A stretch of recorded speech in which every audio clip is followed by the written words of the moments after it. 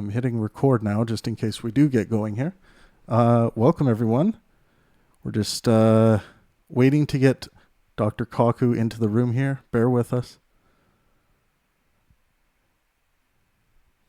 This will be attempt number 2. But I know when people are doing so many of these type of online appearances, your video devices, your audio devices get synced with other programs that are open. So I think that's what's happening right now. But yeah, you're encouraged to turn your camera on. Try to make your questions precise.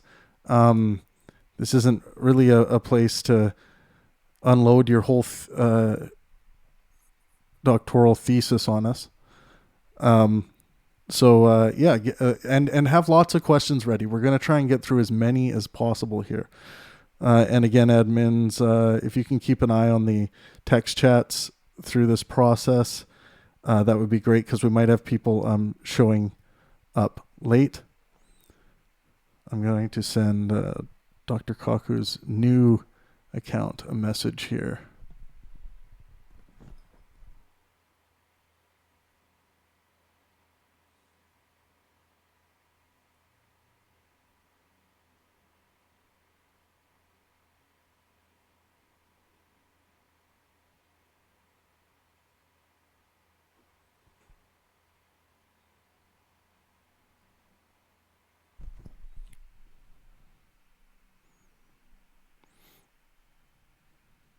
And for those of you who are new, welcome to the community.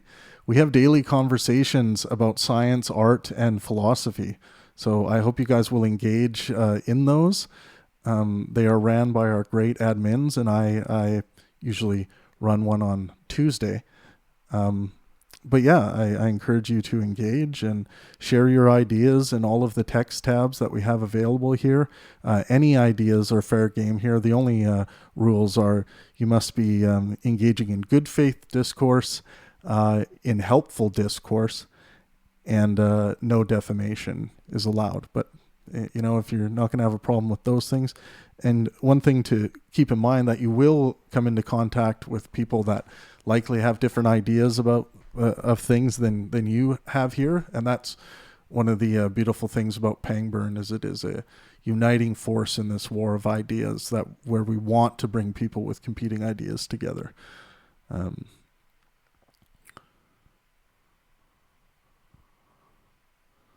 Let's see. I sent Dr. Kaku. Oh, hello, anybody there? There we go. Yeah, we got you. Hello, anybody there? Yep. Can you hear me, Dr. Kaku? What? Check. I can hear you. Oh, okay, great. Now let me just talk you through turning on your video camera. If you bring your mouse, or are you on your computer? You are? Okay, yeah. If you scroll, kind of hover over the center of the screen, you'll get a little tab that'll give you a few buttons at the bottom of the application that will allow you to turn on your camera. So if we could test that, that would be great. Oh, wait a minute. How do I do that? Say it again. So if you bring your cursor, kind of hover over the middle of where the video section is, you'll get this tab. Oh, looks like you found it. Okay. And it should turn on for you. There we go. Yay. We're good. Okay. Look at that. I wonder what the probability was of this working. I don't know. I'm lost.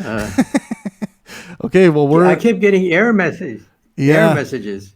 Well, I think we're good now. But anyways, welcome to the Pangburn Q&A. I'll do a bit of video adjusting once we get going. I hope you can hear me clearly. I can hear you. Okay, great. And then we got all of our lines of people here who are ready with their questions. So let's start with the art of Grimm. Mr. Grimm, you're up. What is your question for Dr. Kaku? Oh, okay. Well, here, I can take care of the video. I'll just take the back of a book and just do that. There you go. Just hold that up, and then we're good. Now we got him. No. Michio, Dr. Professor Kaku, Big fan. Thank you so much for doing this. I think we both have the same hero, being Einstein, from when we were young. So I really appreciate you taking the time. I'm curious what you think about how quantum computers are affecting your work, and the value that you see in helping your string theory and explore the quantum realm, and your opinion on it.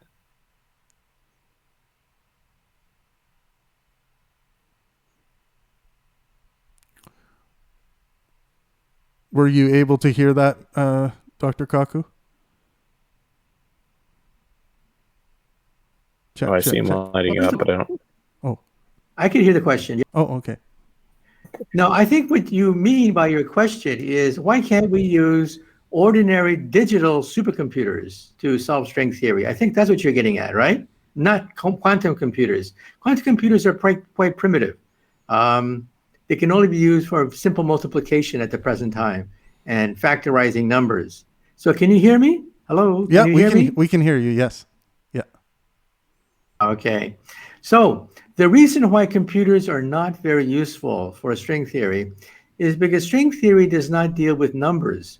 It deals with super numbers or Grassmann numbers. You know that 1 times 2 equals 2 times 1, but Grassmann numbers are different. 1 times 2 is minus 2 times 1. And so this means that what we call algebra is totally turned upside down, and computers, therefore, are kind of useless. In computers, 2 plus 2 is 4. 2 times 2 is 4.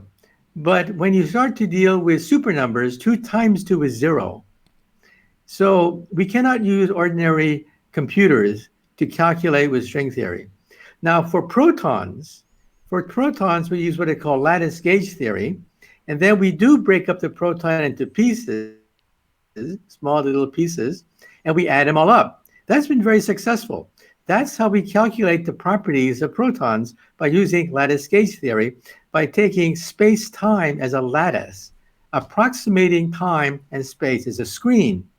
Then, as the screen spacing gets smaller and smaller, we get closer and closer to the correct answer. But that doesn't work for string theory, because string theory is based on super numbers, which computers have a hard time calculating with. Sorry about that. No, I appreciate it. Do you have a quick follow-up there, Grim, or are you good for now? Yeah, keep being awesome. Yeah, that's a good message. And let's go to Leo Madrid. Leo Madrid, you're up, my friend. All right, can you hear me? Yep. I hear you. I enjoyed your book, Dr. Kaku. I just finished it in its entirety, and I'm planning on writing an extensive review. I've got notes throughout the book. And my question has to do, in particular, one of the things you brought up was, I think it was Planck who made the comment that science progresses one funeral at a time, and that you also call for new approaches to thinking and overall a new approach. So my question is, if the overall science industry is very reluctant to really look at and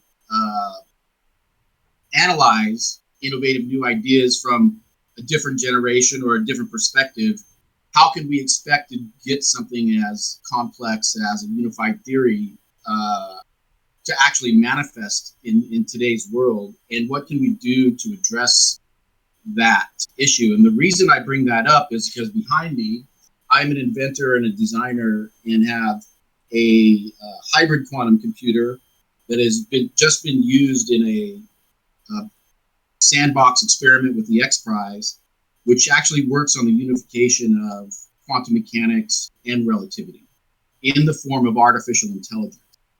And what I have found that in discussing this initially with most scientists in the PhD realm, they immediately delve off into the theoretical arguments rather than actually analyzing the data and the nature of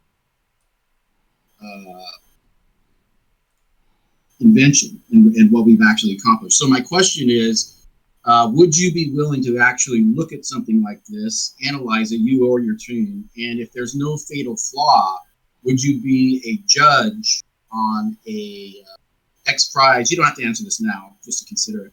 An X Prize global competition developing models on consciousness and the nature of consciousness with quantum. So that's a lot to throw at you at one shot, but that was kind of what I had. And I followed up. I do have this in writing on the Q&A. Okay, well, first of all, you're absolutely right that scientists in general are skeptical of new approaches. We're sometimes called conservative revolutionaries in the sense that for the most part, we're very conservative. We shake our heads, we roll our eyes in the heavens, and then we start to giggle. That's the giggle factor, that new ideas are looked at suspiciously. But once the idea is accepted, once the prototype is shown to be valid, then we become revolutionaries. We make leap forwards and adopt the new shift. Now, there's a famous story with Niels Bohr, the father of quantum theory. He spoke at Columbia University. The other speaker was Wolfgang Pauli. Wolfgang Pauli, another Nobel laureate, had his own version of the unified field theory. So Wolfgang Pauli went to the blackboard, wrote down all his equations, and then wanted Niels Bohr's comment. And Niels Bohr said, quote, "We in the back are convinced that your theory is crazy.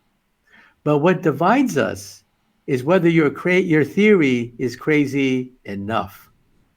Because you see, all the easy stuff has already been done. Therefore, the correct answer must be outlandish. It must be preposterous. It must be crazy enough to be correct. And that's why I say that we physicists are conservative revolutionaries. Now, I get a lot of proposals in the mail. Many of the proposals are outside my field, so I am not qualified to make statements one way or the other. But when people start to propose unified field theories, I can make judgments. So I'll tell you right now how I deal with proposals for the unified field theory. Very simple. The final theory, the God equation, the unified field theory, has to have three components, just three components. One, it has to contain all of relativity. Two, it has to contain the standard model of particles. And three, it has to be finite. Simple as that.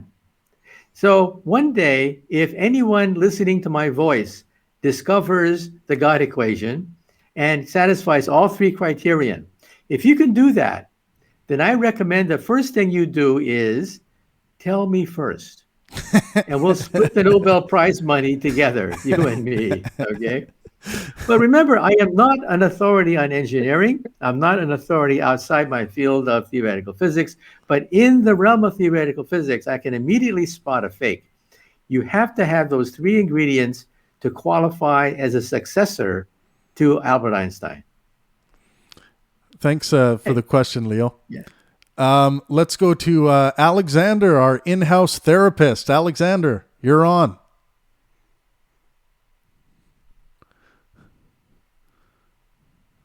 I don't hear anything. Try Alex. Go ahead. My question is pretty simple, I guess, but it's just that if everything we know or think we know about physics, things like general relativity or string theory, what have you, end up to be just dramatically false, maybe we're very wrong, even otherwise, where does that leave us? I mean, are we going back to square one, or what do you think the next step is to being so falsified? So, did you hear most of that, Michio? No, what was that again? That at what point? What? I didn't get that. If string theory and general relativity end up being shown to be completely dead wrong, is that what you were saying, Alex? If that were to happen, where do you think that leaves us? What would we do next? Well, you know, science never stops. We only get closer and closer to reality. And so, for example, Newton's theory worked very well for centuries. But as experiments got finer and finer, we began to see deviations from Newton's laws. That's why we had to go to Einstein. Now, Einstein's laws will eventually break down. He himself knew that. Einstein's equations break down at least at two places. Nothing about why it banged, what banged, how it banged. No, relativity simply says there was a bang. Okay, that's a huge gap. The second is the center of a black hole. What happens if you throw a star into a black hole? Where does the star go? Well, Einstein's equations say nothing. In fact, Einstein's equations give you nonsense. Einstein's equations say that you enter a parallel universe. You go through the Einstein-Rosen bridge into a parallel universe. So this is the way science operates. We always consider theories to be partial. At some point, they will break down until, of course, we come to the final theory. And the final, we think, is the God equation. But before we get the God equation, of course, you're going to find deviations. Now, take a look at the Standard Model. Just 2 weeks ago, the stunning news was announced from Fermilab outside Geneva and the Large Hadron Collider outside Geneva, Switzerland. Just announced 2 weeks ago that the Standard Model has made a mistake. There's a crack, a huge crack in the foundation of the quantum theory called the Standard Model, meaning that we have to go to a higher theory. So theories always have to be revised. So I'm not worried at all that one day we're going to find a breakdown of relativity, because we know it's going to break down at the center of a black hole and the beginning of the Big Bang. The Standard Model, we were hoping it would break down because it is the ugliest theory known to science. It's a theory only a mother can love. And of course, eventually it's going to break down. And 2 weeks ago, we think it happened. This is Nobel Prize winning material. The Standard Model. 40 Nobel Prizes have been given for various aspects of the Standard Model, is wrong. We need a higher theory, and hopefully that's string theory. But time will tell whether or not string theory can patch up this theory. String theory, by the way, says the Standard Model is nothing but the lowest octave of a string, but they're higher octaves. Higher octaves could be this particle that is causing so much publicity just 2 weeks ago. Excellent. Thank you. We'll move on to Laura Egler next. Laura, it's your turn.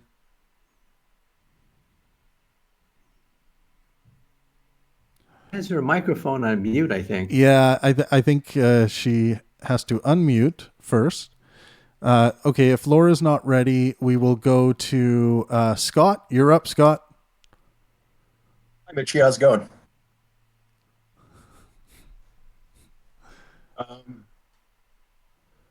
The question I had is, how confident are you that there actually will be a grand unifying theory? What if the reality of existence is there is no unifying theory to tie these things together?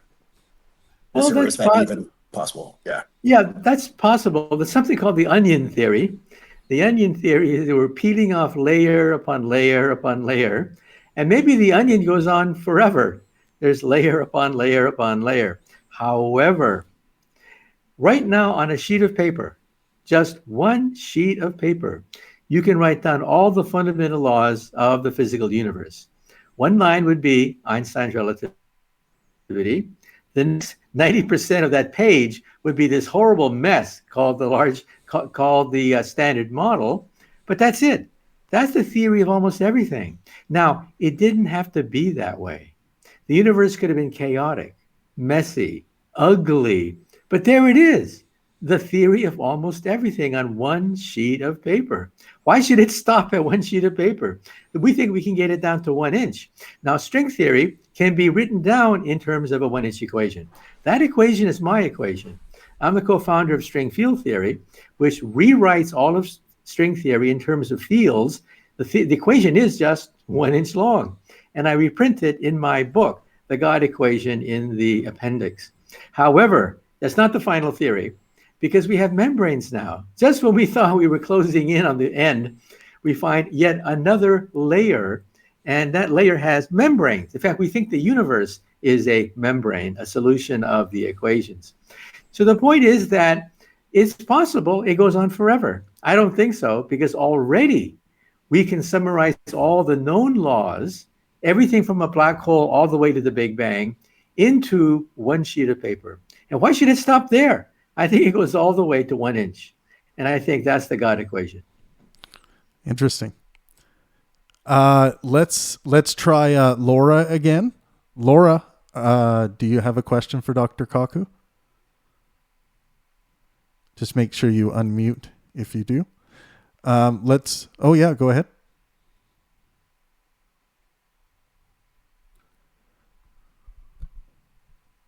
Laura, are you there? We're not getting you. Oh. Hi there. Oh, there you go. Okay. I don't actually have a question. I don't hear anything. Oh, you don't have a question. Oh, okay. I think so. Yeah, no worries. Let's go to Dr. Doolittle, our in-house engineer. Dr. Doolittle, you're up. Hi, Dr. Kaku. Great to meet you. I'm an engineer, and I love the ideas of. Oh, you can't hear him? No, I hear. Just speak up a little bit, Dr. Doolittle, into your mic. Okay. Can you hear me now? Yeah, I hear nothing. Could you translate? Yeah, actually, Doolittle, can you leave and come back in? Okay, I will. Yeah. And we'll go to did we go to you yet, Dalsu? We'll go to you, Dalsu. Go ahead. All right. My question is, let's say string theory turns out to be true, or M theory with all the brains. Let's do this a different way. Let's say protons are found to decay, and the rings in the cosmic microwave background radiation are possibly from that decay. So it points to Roger Penrose and his cosmic restart to the universe over and over again. Would that rule out M theory, or does M theory and string theory would that be able to hold other theories of everything, or big bounce type theories in it and still be viable? The answer is yes. First of all, string theory has a weakness. I'll be very blunt about it. I mentioned it in the book, which, by the way, is a bestseller now in England and in the United States. But yeah, there's a defect in string theory in the sense that it has an infinite number of solutions. Now think of Newton's laws, very well established over 300 years. How many solutions of Newton's laws are there? Well, there's a solution for a marble, a star, a comet, a planet. There are an infinite number of solutions to Newton's equations. Now, string theory is a little bit different in the sense that each solution is a universe. So how many solutions of string theory are there? An infinite number, just like Newton's laws have an infinite number of solutions as well. But you see, you can measure these initial conditions. You tell me there's a marble. You tell me that you're dealing with a rocket. You tell me that you're dealing with a planet, and then I'll tell you how the planet evolves. Nobody knows the initial conditions of our universe. If you could tell me what the initial conditions of our universe was, yes, I could give you a universe. But we don't know that, because that happens at the Planck energy, which is 10 to the 19 billion electron volts, far beyond our measuring capability. So the problem is not string theory. The problem is that we don't know what the original Big Bang was like. And therefore, we cannot prove one way or the other whether our universe comes out of string theory. Now, is there a solution of string theory that gives you our universe? Yes. One of the solutions of string theory will actually give you our universe. Normally, that'd be worth a Nobel Prize. Normally, people would say, that's great, a theory of everything that works. The problem is there are other universes out there, because we don't know what the initial conditions were. So Roger Penrose has one set of initial conditions, but other people have other set of initial conditions because nobody was there. Nobody was there to measure the beginning of time. So that is a problem. And again, the problem is not with string theory. String theory is like Newton's theory. Newton's theory has an infinite number of solutions, and so does string theory. The problem is you can measure the initial conditions of Newton because you tell Newton how you start. How do you start a universe? If you could tell me that, then I'll give you a universe. By the way, in all fairness, I should also point out that for free, Einstein's equations pop out automatically from string theory. At the instant of the Big Bang, you don't have to assume Einstein's theory. In fact, if Einstein had never been born, I repeat, if Einstein had never been born, we would have discovered all of Einstein's general relativity theory as nothing but the first octave of the string. I mean, people don't understand that. The entirety of Einstein's theory is nothing but the lowest notes on a vibrating string. And that's one reason why I believe it's correct. Einstein's theory of gravity is for free. Without even working, it's right there in the theory. So anyways, the point I'm raising is Roger Penrose has a theory of cosmology, but he doesn't know the initial conditions. I don't know the initial conditions. And until someone tells me what the initial conditions were at the beginning of time, then we don't know if the solutions we get are correct. Again, the problem is not string theory. The problem is our inability to tell you how the universe got started. And of course, we're working at that with our instruments. One day, our instruments will tell us what the initial conditions of the universe were. Then we can start to say, aha, here it is. In string theory, we have one solution which agrees with our universe. But, that requires satellite data, and we don't have that satellite data yet. In fact, the data from our satellites only goes back about 300,000 years after the Big Bang. I repeat, all we know about the Big Bang is what happened about 300,000 years after the explosion. That's where LISA comes in. LISA is the Space Interferometry Space Antenna. It's a gravity wave detector in outer space. The European Space Agency and NASA are jointly planning to shoot this into orbit, who knows, within 10, 15 years. And that'll give us baby pictures of the infant universe, not 300,000 years after the Big Bang, but a trillionth of a second after the Big Bang. In other words, we hope to get baby pictures of the infant universe as it emerges from the womb. And we hope to find an umbilical cord connecting our infant universe to a parent universe. Then, with this instrument, we can begin to compare it with string theory, because string theory goes before the Big Bang, before of the universe. String theory is perfectly finite. And so that'll give us an inkling as to the pre-Big Bang universe, which I think is incredible, because why should physics start at the Big Bang? I mean, Stephen Hawking, the late Stephen Hawking, said that he doesn't believe in God because there was no time for God to create the universe, because the bang happened instantly and there was no time for God to create the universe. But if you believe in string theory, there was a time before time. There was a pre-Big Bang universe, which one day we will measure. We will put gravity wave detectors in space, get baby pictures of the Big Bang, and maybe detect radiation from before the beginning. That's the power of the theory. Very cool. Doolittle, let's try you again. All right. Can you guys hear me now? I can hear you. Can you hear him, Dr. Kaku? No, I can't. Oh, if weird. You can I will. the question. Yeah, I will repeat for Doolittle. I don't know why. Okay. Yeah, it's interesting. Go ahead. It's very bizarre. So yeah. I want to express thanks to Dr. Kaku for coming here. So Doolittle, I'll translate for you, Dr. Kaku. Yeah, Doolittle just wants to really thank you for coming here, first of all. And go ahead, Doolittle, with your question. Yeah, so I'm very interested in futurism and space travel, and I wanted to ask Dr. Kaku. I hear nothing. That's what. Yeah, go ahead, Doolittle. I'll say the question for you. Okay. Yeah, you can. Yeah. I'll try to make it brief. It's woefully inadequate to travel amongst the planets and much less the stars on rocket ships, and using our current modes of space travel technology. And what in Dr. Kaku's string theory What kinds of forces could we learn to manipulate, and what would need to be invented to enable humans to become a spacefaring race? Sure. So, Dr. Kaku, what are some of the future fuels that string theory might point us to that can be used to for interplanetary travel or for any space travel in general? Are there any indications of new fuel sources in string theory?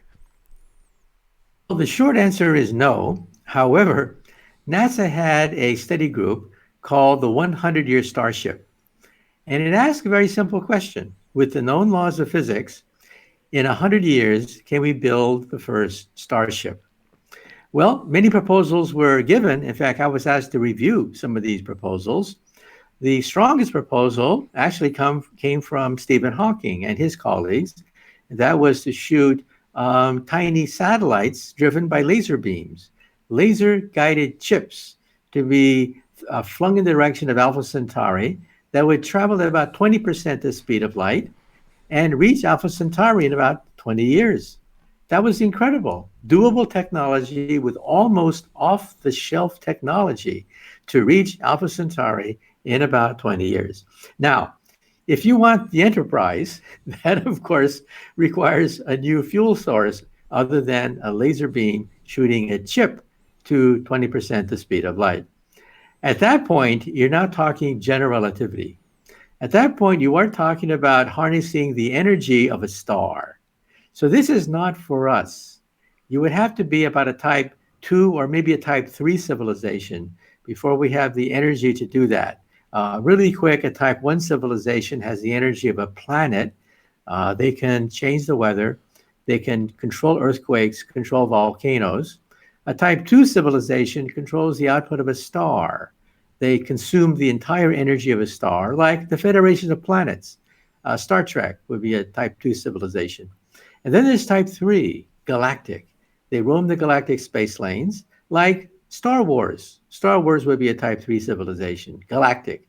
Now, on this scale, what are we, and what's required to reach the speed of light? Well, we are type 0. We get our energy from dead plants. We're that primitive. We can't harness fusion. We can't harness antimatter engines. We can't create warp drive. No, we just have chemical rockets.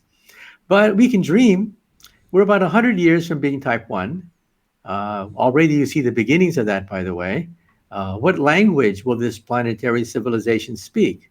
Already English and Mandarin Chinese are the two leading languages on the internet. Anyway, the point of raising is you would have to be type 2, most likely type 3, before you can access the Planck energy. The Planck energy is the ultimate energy. It is 10 to the 19 billion electron volts. That is a quadrillion times more powerful than the Large Hadron Collider. The Planck energy is the energy of the Big Bang. It's the energy of wormholes. It's the energy of gateways to other universes. Let's do a thought experiment. Let's get a microwave oven and put a glass of water in a microwave oven. Heat it up, and eventually the water boils. Heat it up some more. Eventually the H2O ionizes into H and O. You turn it up some more, and hydrogen and oxygen are ripped apart. You have protons and electrons. Heat it up some more, and the protons split up into quarks.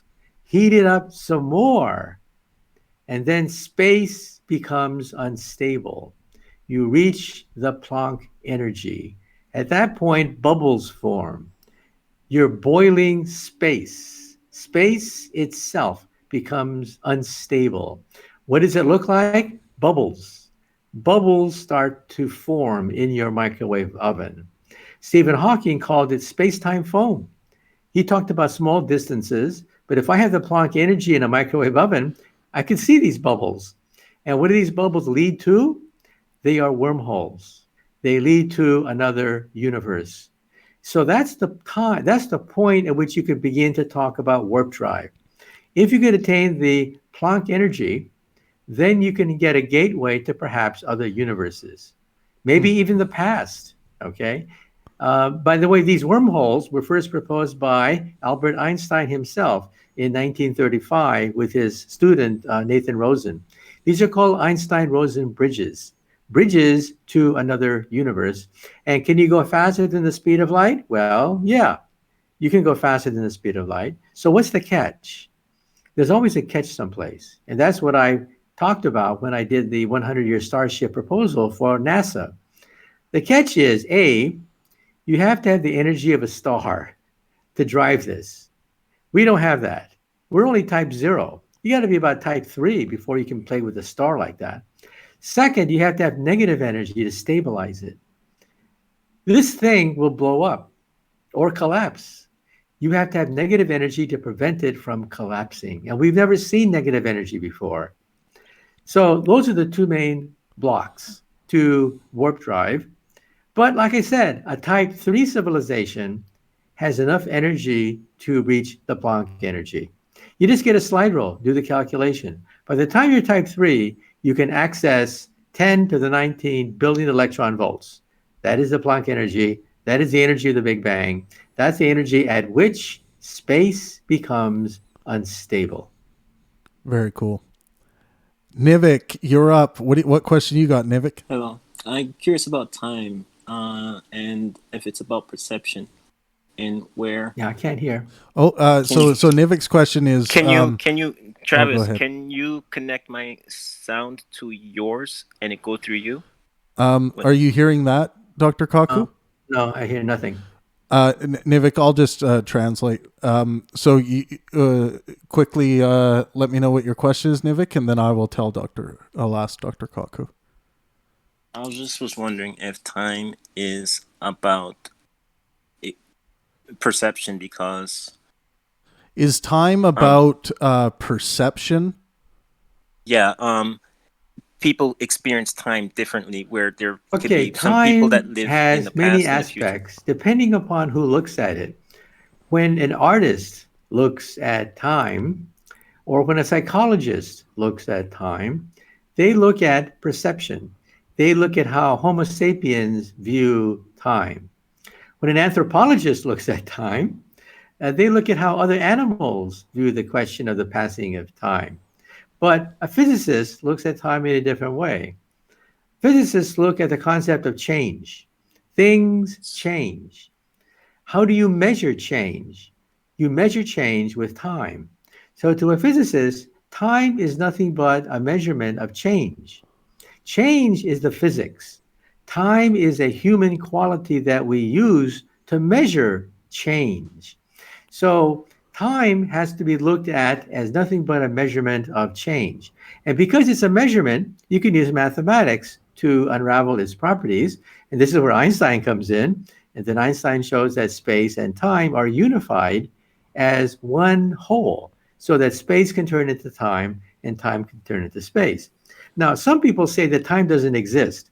Well, that's misleading, because it depends on whose time you're talking about. Are you talking about psychological time? Are you talking about human perception time? Are you talking about artist abstract time? Or are you talking about time as a measurement of change?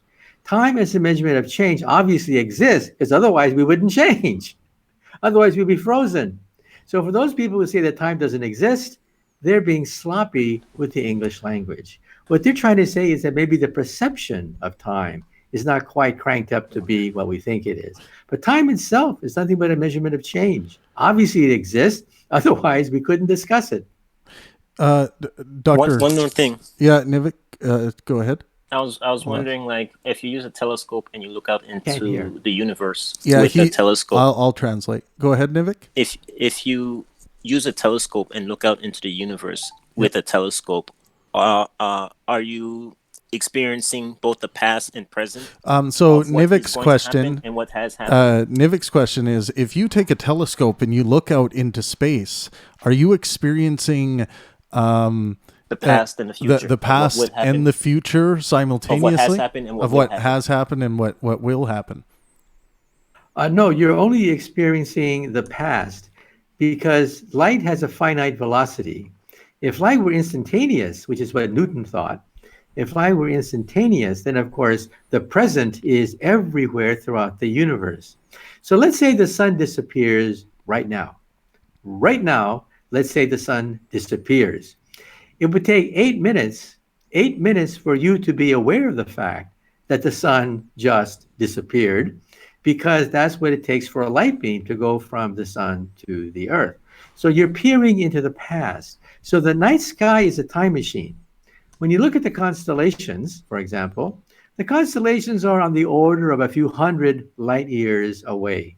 So the light you see is a few hundred years old, going back to, let's say, George Washington. When you look at Andromeda, which you can see with binoculars, when you look at Andromeda, you're talking about light that's about 2 million years old in the past, because that's what it takes for you to see that. And then the question is, how far can you go? If you go back an infinite number of light years into the past, you have an infinite amount of light. Therefore, the night sky should be white, not black. This is the famous Obers Paradox, which lasted for centuries. And that is, why is the night sky black? It should be white. Because if there are an infinite number of stars everywhere you look, this means that everywhere you look, you should see a star.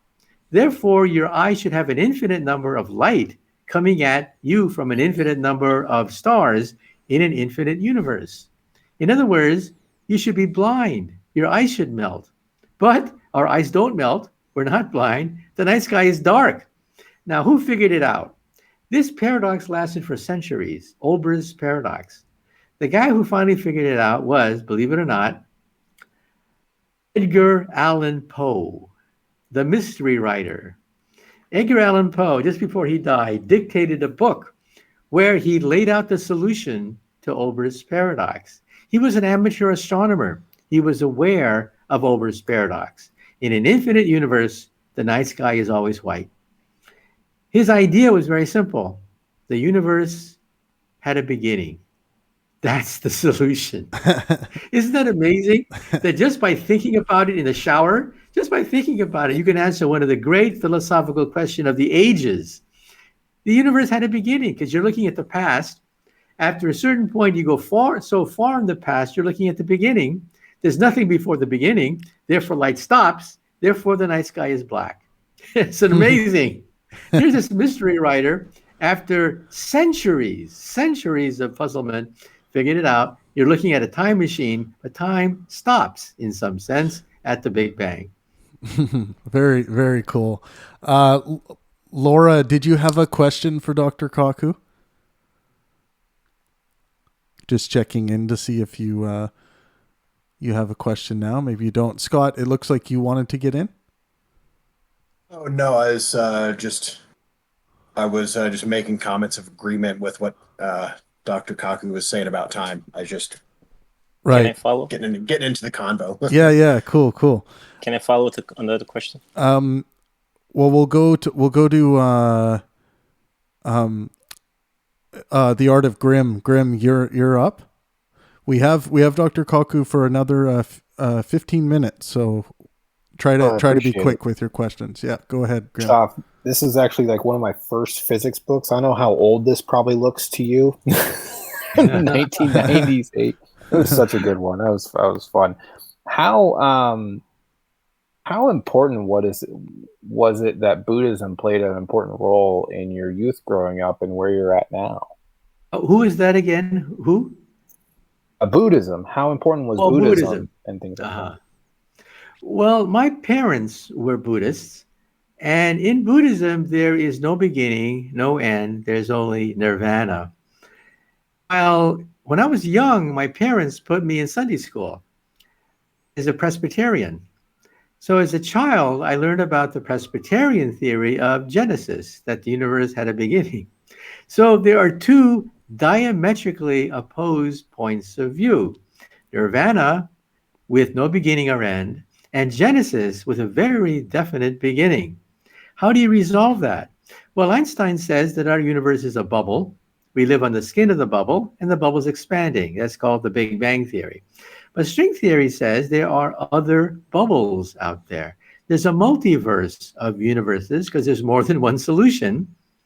And given this multiverse, it's a bubble bath of bubbles, bubbles popping into existence, popping out of existence, bumping into other bubbles. That's the Big Bang. So, in other words, our universe had a genesis, but there are other universes with their own genesis. And what are they expanding into? At a science museum, you always hear that question. Kids say, Mommy, Daddy, if the universe is expanding, what is it expanding into? Well, it's expanding into nirvana, hyperspace. In other words, nirvana is 11-dimensional hyperspace. That's what nirvana is. Now, we used to think it was 10-dimensional. Now we realize that membranes can also exist. To accommodate membranes, we have to go to the 11th dimension. So we think that in 11th dimension, there's enough room to fit all the equations of the various forces. And that's nirvana. That is the true arena of the multiverse. Great. Excellent. Dr. And by the way, kids are very familiar with the multiverse. Kids watch the Avengers program, and the whole Avengers saga takes place in the multiverse. So young children are very comfortable with the multiverse idea. Dr. Kaku, when your life comes to an end, let's just say if your life comes to an end, because maybe a new technology is just around the corner, but okay, if your life comes to an end, do you think there is something for you after your biological body ceases to be living? Well, first of all, I think that my generation is perhaps the last generation to die. I think our grandkids may have the option of slowing down the aging process. Maybe they like the age 30. They'll grow up to be 30 years old and stop. They'll simply stop at age 30. I think that's well within the laws of physics. And I think that's one possibility is biological immortality, but there's also digital immortality as well. Silicon Valley is already offering to digitize everything known about you. One day, the digitized you will be so accurate, it will be just like you. I would love to talk to Einstein. I think very soon somebody will digitize Einstein, all his recordings, notes, diary entries, letters, everything will be digitized. I would love to talk to Einstein. In fact, the Library of the Future will be a library of souls. You'll talk to Winston Churchill, you'll talk to Einstein, because they've been digitized. In fact, you will eventually be digitized. You know, during the Middle Ages, people just wrote down your birth date and your death date, and that's it. That's all we know about your ancestors. Your birth date and your death date, nothing in between. Expendable apes. In the future, everything is going to be digitized. Your consciousness will be digitized. You'll live forever. You'll talk to your great-great-great-great-great-grandkids, and your great-great-great-great-grandkids will want to talk to their illustrious ancestor. You'll have a nice conversation with them. And I even think that one day we will put this digitized consciousness on a laser beam, which is easy to do, and shoot it to the moon. In 1 second, you'll be on the moon. In 15 minutes or so, you'll be on Mars. In 4 hours, you'll be among the stars. I call this laser porting. And on the moon, there'll be a mainframe computer that downloads your consciousness into a memory, puts it into an avatar. The avatar looks just like you, except it's superhuman, super pretty, super gorgeous, super handsome, and can survive anywhere in the galaxy. And I think that's how we will explore the galaxy. Forget rockets. They're clumsy. Forget accidents. Forget cosmic rays. Forget weightlessness. We're going to basically reduce ourselves to digital inputs and shoot ourselves throughout the universe at the speed of light. And let me stick my neck out. Everything I've said so far is well within the laws of physics. There's nothing in the laws of physics that means that laser pointing is impossible. I'll stick my neck out now. I think this already exists. I think aliens have already realized that this is the most efficient way to explore the galaxy. They probably have galactic highways highways for millions of digitized souls already go whipping across the galaxy at the speed of light. And we are so stupid that we can't even conceive of this kind of laser highway.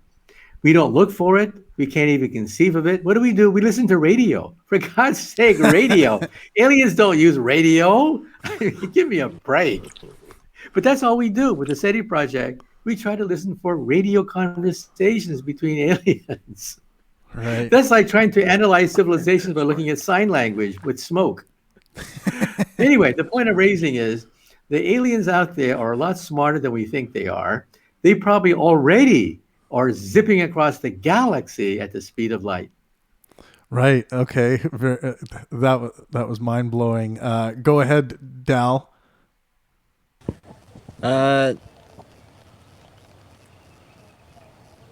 It's kind of hard to follow that. I guess I'll ask. In my life, anyway, and I know in my life, very recently, I read some of the Taoist texts, the Zhuangzi specifically, and I was wondering if perhaps you'd ever taken the time to read them and what your thoughts might be on Taoism as a whole, or so. What's the question? I can't hear. Taoism. Have you ever read much about Taoism? A little bit. It's the theory of contradictions from Chinese literature. Yeah. Yeah, and he was just interested in what your general thoughts were on Taoism. Well, I think that the ancients were onto a lot of things. For example, they had thousands of years to experiment with different kinds of herbs and spices. But science is based on things that are testable, reproducible, and falsifiable. Some of that stuff was pioneered by the ancients. They were way ahead of us in certain areas, but we have to use the criterion of science. If they have herbs and spices, if they have philosophies, ways of looking at things, they have to be subject to science, meaning they have to be tested, it has to be reproducible, and it has to be falsifiable. Let me give you an example where the ancients were actually ahead of us. Dreams, for example. It's only been in the last several years that using MRI scans, we're beginning to analyze the nature of dreams and lucid dreaming. Lucid dreaming is when you control your dream. Now, the Buddhists have been talking about lucid dreaming for centuries. There are textbooks, Buddhist textbooks, teaching you how to control your dreams so you are awake while you are dreaming. Well, just last year at the Max Planck Institute in Leipzig, Germany, the first lucid dreamer was put on an MRI machine, and bingo, it's true. They control the dreams. How do they do it? Well, the prefrontal cortex is shut off when you dream. The blood supply to the front of the brain is shut off. Therefore, your conscious brain is turned off, but your amygdala lights up. Your amygdala controls your emotions like fear. That's where the dreams originate from. And with these lucid dreamers, the prefrontal cortex is fully active. They are conscious. Blood is flowing in the prefrontal cortex even as they are dreaming. And you can even communicate with them. When you go to sleep, you are paralyzed. When you dream, you are paralyzed. Otherwise, you'd act out your dreams and kill yourself. So therefore, you are paralyzed when you dream. But when you wake up, the paralysis goes away.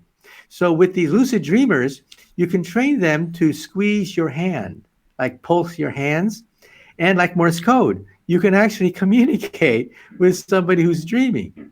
All this complements of MRI scans of the living brain. But this was pioneered by Buddhists hundreds of years ago. In fact, there's a fad now. I was just reading that New Age people are trying to relearn the art of controlling your dreams, which we can now prove beyond a shadow of a doubt using MRI scans.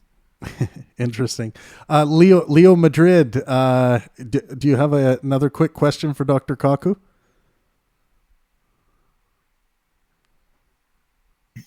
Oh, there we go.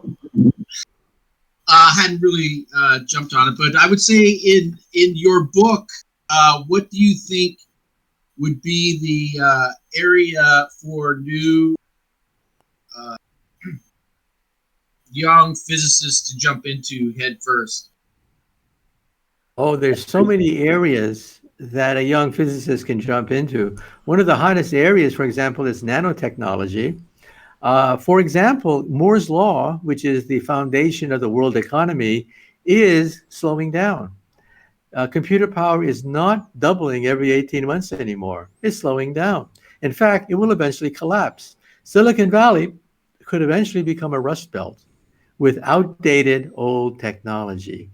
Why? Because we're going to be etching on atoms. Silicon cannot sustain calculations at the atomic level.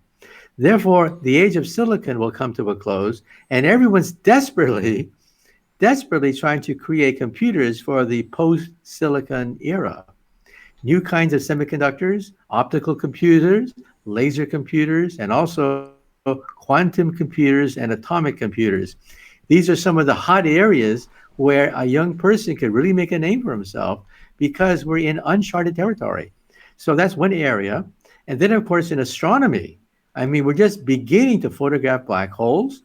We're just beginning to have gravity wave detectors. There's a whole new era in astronomy. You know, when I was a grad student, astronomy was so dead. I mean, nothing was happening in astronomy. Now, with the space program, with new telescopes, new theories, the whole field is just bubbling with activity. So I think that there's a lot for a young person. There's a lot, and it means, of course, you can get a job. There are going to be a lot of job openings because, of course, Silicon Valley needs to have a replacement, and a lot of people are going to be very interested in what multi-trillion-dollar technology will take over after Moore's law. Okay, let's go with. Well, you know what? I think we're at the end there, Dr. Kaku. We've taken a lot of your time, and I appreciate you coming on to the Pangburn Q&A. You know, I'm really enjoying your book. I've kind of sped read through it. I'm going to go back and read it again, and I really enjoyed our conversation on the podcast today. And I just want to say that I wish you the longest life and health, and just thank you so much for the scientific inspiration that you have continually pumped into the minds of humanity for your entire career. So thank you very much. Well, that's the aim of the game, you know, to inspire young people to go into science. Because, of course, the greatest destroyer of scientists known to science, is junior high school.